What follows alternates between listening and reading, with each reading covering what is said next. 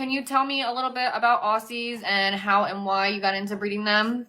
Yeah, so Aussies are really cool. They can be, depending on what breeder and lines you go with, they can be a really great first dog. If you go for if you go for a different type of pedigree, they can be really great sport dogs. The big thing for the breed is versatility, but they obviously started out with herding.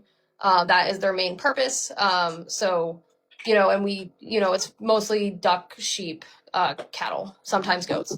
Um, but that was their main thing. They are a more aloof breed. They are turning into like more golden retriever type personality.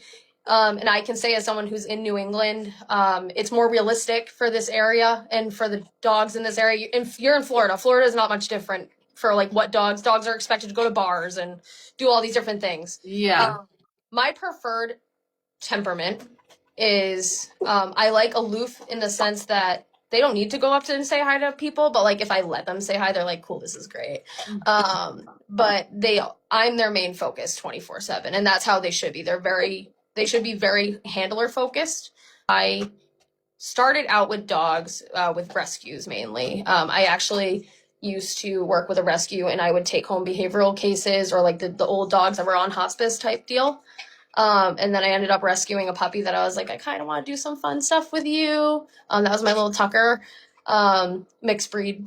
So I got into agility classes, scent work, and whatnot. And I worked for a woman who owned Aussies, and that's how I got sucked into the Aussie thing. And then as I competed with my rescues, I was also given the privilege to compete with my boss's Aussies, and I was able to go to Australian Shepherd clubs and get to meet a lot more. And then I ended up falling really hard for them, just because they worked for my lifestyle really well. I don't want dog aggression. I don't want people aggression. I want drive, but I want a dog that can also chill out. I don't need something that's going to drive me nuts. Yes.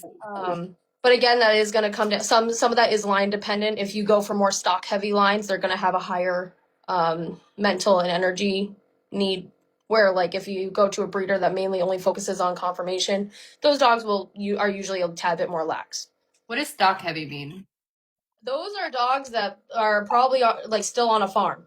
Like there are some lines that like, so the breeding that I did that my litter just turned a year old, I bred to a Rebel Air dog named Iron, and he has his Hall of Fame and all that jazz. But he has his herding champion.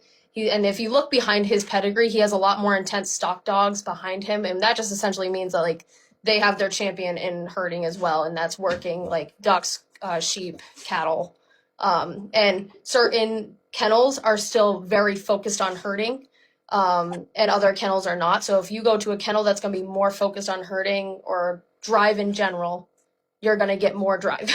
Yeah. So Cool.